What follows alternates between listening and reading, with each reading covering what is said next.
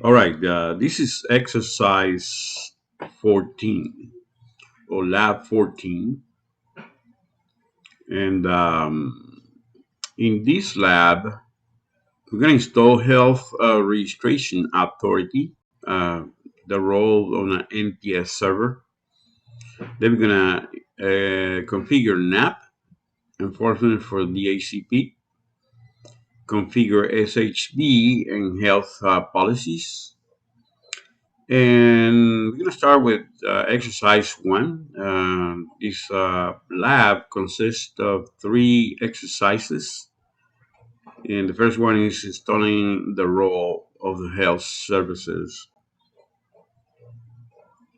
So this is what we're going to be doing. So what uh, NAP does, or the Network Access Protection, is a software that controls the network access for computers based on the health of the host, including whether the computer has a firewall, whether the computer has a current antivirus or anti-spyware package, or whether the computer has the newest updates. So that's what NAP is used for. So we must add the Health Registration Authority role to the MPS installation, as we did in the previous lab 13. So let's go ahead and get started here. So we are in our RWDC and we're gonna log in. So we're gonna click Control Delete. We're gonna type our password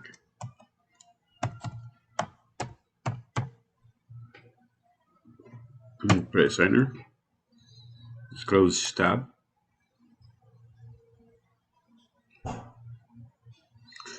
So we're gonna add roles and features.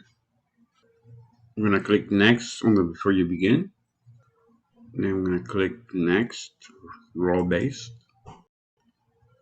right here on the server.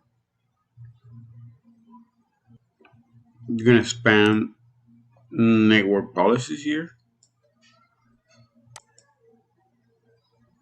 And we're going to select Health Registration Authority. And then we're going to click Add Features. And it's doing it, it's done it. At this point, we're going to click Next, Next, Next.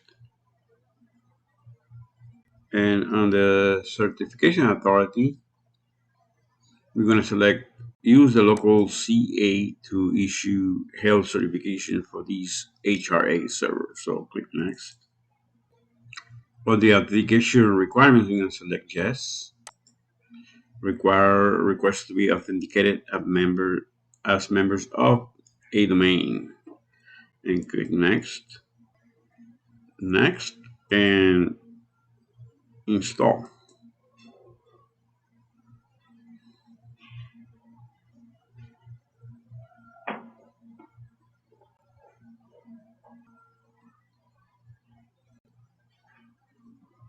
Installation successful. Click Close. And that's the end of exercise 14.1. We have installed the role. So let's do exercise 14.2, configuring the NAP enforcement for the ACP. So what we are going to be doing here is we're going to configure the network access policies using the ACP as the method. Basically, we're going to tell the MPS server to just allow access to a specific range of the ACP's IP addresses. And that's how we're going to be doing it. So let's go ahead and start here. So let's go to the command prompt. We're going to call the Microsoft console to do this configuration. So I'm going to copy that command. Just using the paste utility. I'm gonna type it. This wasn't very long, so let's go ahead and paste it. We are really just calling a console from the command prompt, so let's press enter. So the NAP client configuration. So that's what all these NAPs, CL, CFG stand for. The NAP client configuration console. You're gonna click enforcement clients. You're gonna double click the ACP quarantine enforcement client. We're gonna enable, and we're gonna click OK and close it. Now let's open another console using the command prompt.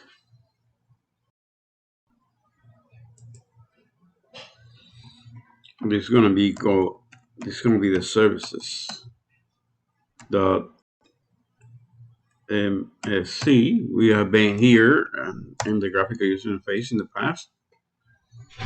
So basically, what we're gonna do in this exercise, we're gonna create a event so that this event will register, but we're not even gonna use it because this is really for the challenge. But let's go ahead and do it anyways. So we're gonna scroll down and we're gonna look for the network access protection agent. Since it is in alphabetical order, it's gonna be easy to find.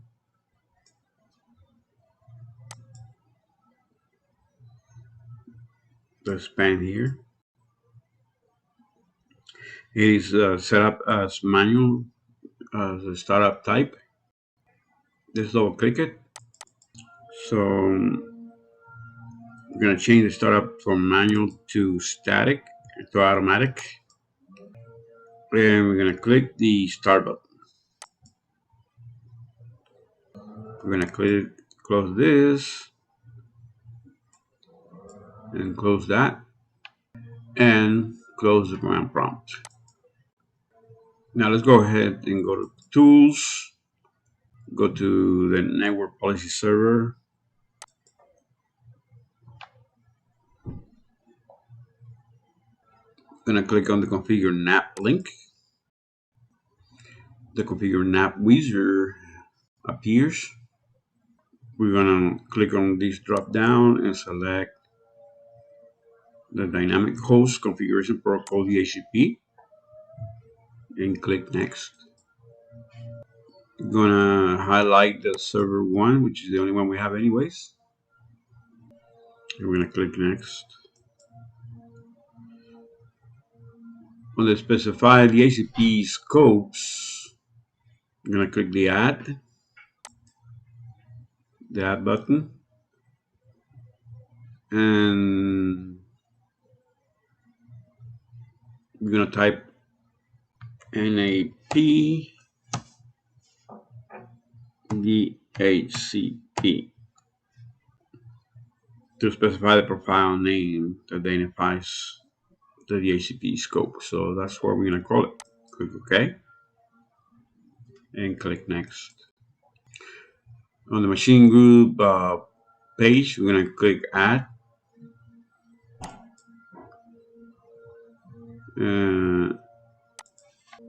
We're gonna select domain computers.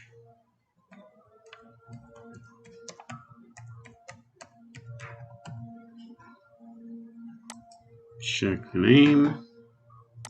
Click OK.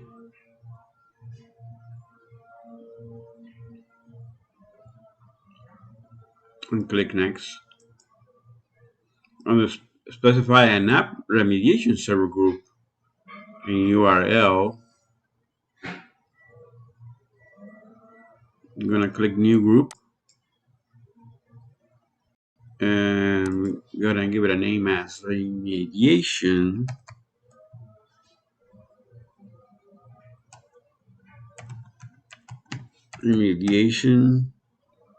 servers.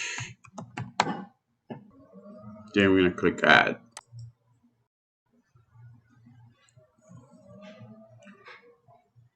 The server that's going to be is, the friendly name is going to be server 01.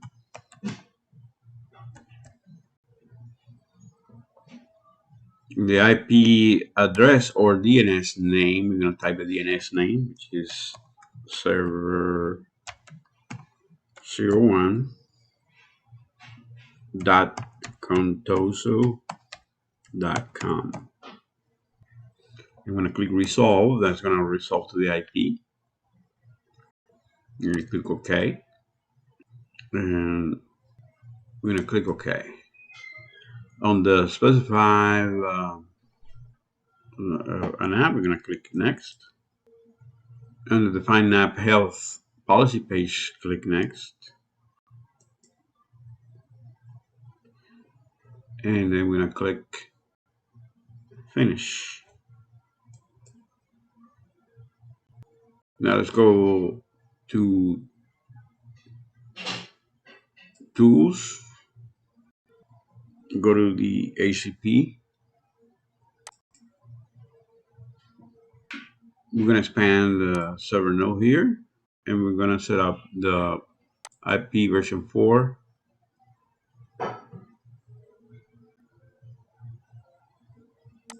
We're going to select scope and right click on it, and then go to properties.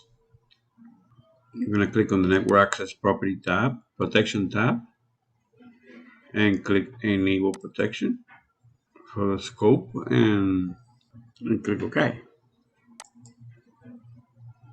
And that was it.